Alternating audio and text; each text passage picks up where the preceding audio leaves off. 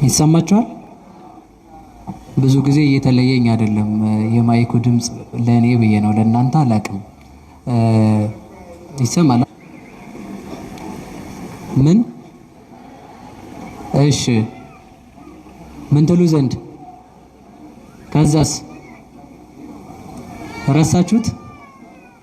አሁን ከኔ ጋር ትላላችሁ መመረጣችሁን ታጸኑ ዘንድ ትጉ። ምንን ለማጽናት? ምን ተገው? ለምንድን ነው? መልሱልኝ እንጂ መመረጣችንን ምን ለማለት ንገሩኛ። እሺ ርዕሱን እንዳይረዝምባችሁ መመረጥን ማጽናት ብላችሁ ያዙት። መመረጥን ማጽናት ብላችሁ ያዙት። የዕለቱ ወንጌል የዮሐንስ ወንጌል ምዕራፍ 2 ነው። ከሱ አልወጣም አውዱ እሱ ስለሆነ ርዕሱን የምናገኘው ይህን የተናገረው ቅዱስ ጴጥሮስ ነው። ይሄን ቃሉን የምናገኘው ሁለተኛ ጴጥሮስ ምዕራፍ 1 ቁጥር 10 ላይ ነው። ቅዱስ ጴጥሮስ ይህንን የጻፈበት የራሱ የሆነ ምክንያት አለው። የመጀመሪያው እነዚህ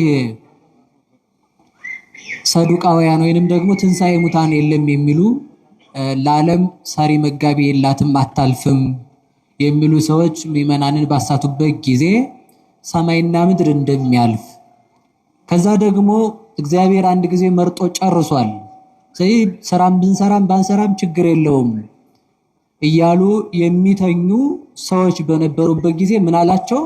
መመረጣችሁን ለማጽናት መትጋት ይጠበቅባቸዋል ብሎ ጻፈላቸውና ቅዱስ ጴጥሮስ ለሁላችንም ተገኝቶ እንዲያስተምረን መልካም ፈቃዱ ይሁንልን።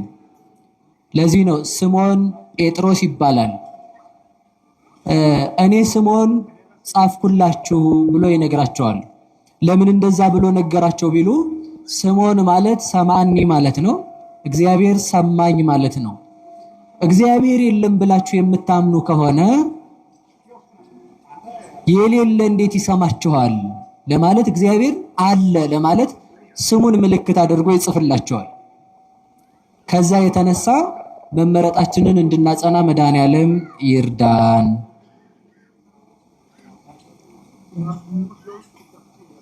ጸጥ ብላችኋል ይመስለኛል አይደል? እሺ ስለዚህ አሁን ሁለት ነገር ያዙ። የመጀመሪያው ምን ማለት? እስኪ መመረጥ በሉ። ሁለተኛው ምንን ማጽናት? መመረጥን በሉ እንጂ። የመጀመሪያው ምንድነው? ጥያቄ ልጠይቃችሁ። በጥያቄ ስለሚጀመር ማለት ነው። ትምህርቱ በጥያቄ ነው የሚጀመረው አሁንኑ ማለት ነው። እግዚአብሔር ሰውን ይመርጣል አይመርጥም? አይመርጥም? ይመርጣል? እሺ ይመርጣል? ወደ ሁለቱም ነው። ይመርጣል ስላችሁ አይመርጥም አላችሁ። አይመርጥም ስላችሁ ይመርጣል አላችሁ። አይመርጥም እንዴ? አይመርጥም? ለዚህ እኮ ነው አሁን በደንብ እንዲገባን የሚፈለገው። ለዛ ነው መመረጣችሁን ታጸኑ ዘንድ የሚለውን አሁን በብዙ መጀመሪያ የተመረጠ ማን ነው? ሁለት ነገር ነው የምንይዘው። እግዚአብሔር ይመርጣል ወይንስ አይመርጥም የሚል ሐሳብ ይዘን እንሄዳለን። እግዚአብሔር ተመልከቱ፣ ልብ ብላችሁ ስሙ።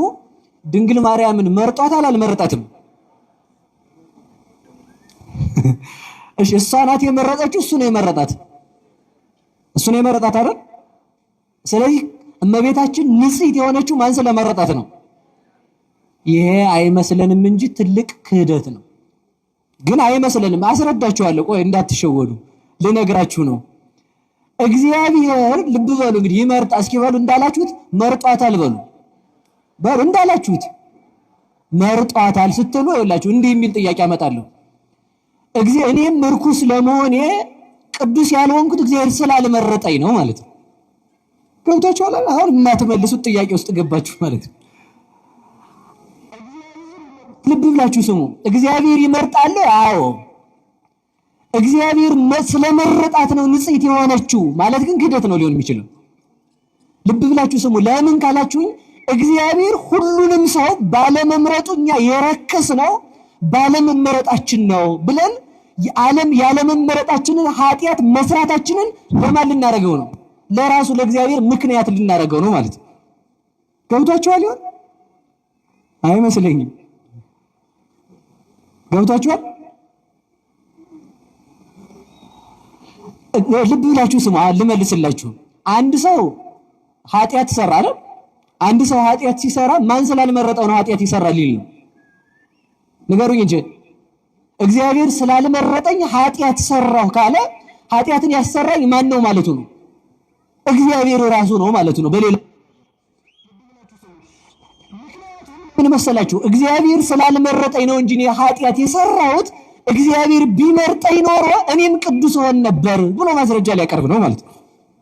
ስለዚህ እንደዚህ እንዳይሆን እግዚአብሔር ተመልከቱ፣ መመረጥን ማጽናት የሚባለው ልብ በሉ። እግዚአብሔር ይመርጣል ሲባል መልሳችን በአንድ ቃል አዎ ነው። እስኪ አዎ በሉ ንገሩኝ። እግዚአብሔር ይመርጣል ማለት ግን ልብ ብላችሁ ስሙ፣ ሶስት ነገር አለው። እግዚአብሔር ይመርጣል፣ አዎ። የመረጠውን ሰው ያውቀዋል፣ ያወቀውን ሰው ሕሊናውን የጠበቀውን ሰው የጠበቀውን ንጽህና ይጠብቅለታል እግዚአብሔር ማለት ነው። ሰምታችኋል? እግዚአብሔር ይመርጣል ወይ? አሁን ፈራችሁ መሰለኝ አይደል? ይሄ አይደለም ስላችሁ እየፈራችሁ ሄዳችሁ ማለት ነው። እንደገና ችግር የለም እሱን እናስተካክላለን። ስለዚህ ልብ ብላችሁ ስሙ። እግዚአብሔር ይመርጣል፣ አዎ። እግዚአብሔር ሰውን የሚመርጠው ታዲያ በራሱ በሕሊናው ፍላጎት ነው። በምኑ ፍላጎት? አንድ ነገር ልንገራችሁ። ሰው በእግዚአብሔር መልክ ተፈጠረ ይላል አይደል? ኦሪት ዘፍጥረት። እስኪ በሉላችሁም ሰው በሉ። በእግዚአብሔር መልክ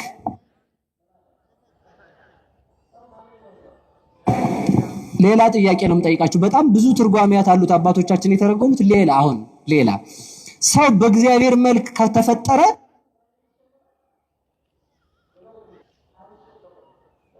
ሔዋንን መርጦ በመልኩ ፈጥሯቸው አልፈጠራቸውም? አልፈጠራቸውም? እሺ መመረጣቸውን አጽንተዋል?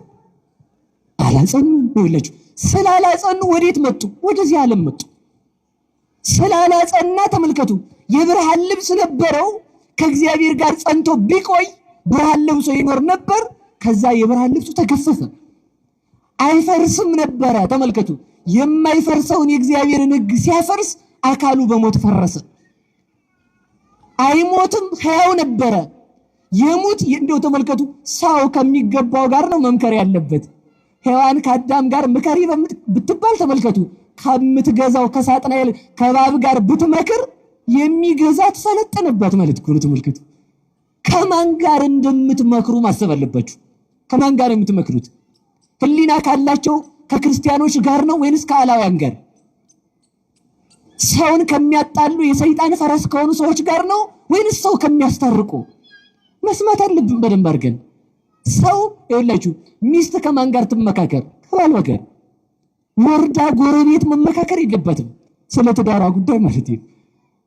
ይኸውላችሁ ልንገራችሁ፣ ቤት ከፈታች ሴት ትዳር ያላት ሴት ምክር መስማት የለበትም ለማለት የፈለኩት። ሁሉን አትስማ አይደለም ደግሞ ተረዱኝ። እሺ ደግሞ ትዳር ነው የምትላት ማለት ነው። ስለምትላት ትዳሯን ትበትናለች። ስለዚህ ልብ በሉ። የምመክረው ከማን ጋር ነው ማለት አለብን። እስኪ በሉ በሞቴ የምመክረው በሉ እንጂ ከማን ጋር ነው? ወይንስ እግዚአብሔር ከሚገዛው? በቃ ያንዋ ማሰብ ያለብን። ምክራችን እንዲቀደስ ተመልከቱ። ሔዋን ከአዳም ጋር ምከሪ ተብላ እሷ ከማን ጋር ተመካከረ? ከምትገዛው ከባብ ጋር ብትመክር የምትገዛው እባብ ገዝቷት ተመልከቱ። እባብ እያባረረ ሰኮናዋን የሚነድፋት ሆነ ማለት ነው። የምንመክረው ልዕልና ካላቸው ሰዎች ጋር መሆን አለብን። መመረጥን ማጽናት። ልብ በሉ። አዳምና ሔዋን መመረጣቸውን ተውት። እንግዲህ መመረጥን ተመልከቱ። ልብ ብላችሁ ስሙ። እስኪ መመረጥን ማጽናት በሉ። ምን ማለት? ድንግል ማርያምን እግዚአብሔር መረጣት ወይ? ተመልከቱ። እስመ እግዚአብሔር አይደል የሚል ጌታ መርጧታልና ቅዱስ ኤፍሬም በውዳሴ ማርያም። ከዛ ሊቃውንቱ ሲተረጉሙ ምን አሉ መሰላችሁ? ጌታ መርጧታል አሉ። መመረጥማ ሁሉስ ተመርጦ መመረጧን ብታጸና ነው እንጂ አሉለት። መርጧል ሁሉም በሉ እንጂ ሁሉም ተመርጧል። መመረጧን ያጸናች ግን ማነት? ድንግል ማርያም ናት። መመረጧን ያጸናች እርሷ ናት። የእርሷ ልጆች ያደረገን መድኃኔዓለም ይመስገንልን።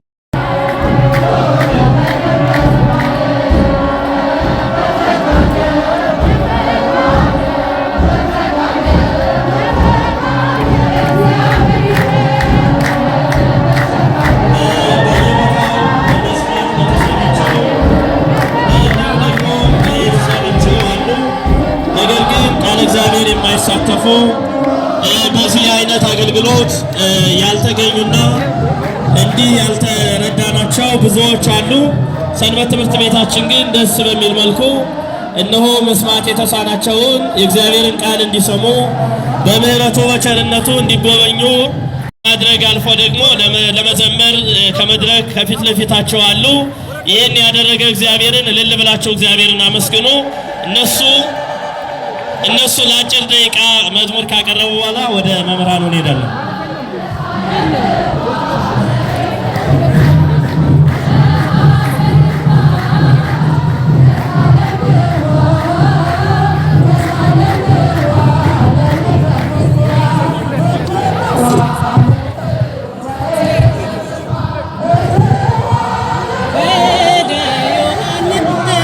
ከአቶ ስንጣቃ ህጣጋ A42 314 እንዲሁም ደግሞ C31 554 አካባቢ በር የዘጋችሁ መንገድ የዘጋችሁ ሰዎች ሄዳችሁ መኪና እንድታነሱ እናሳስባለን።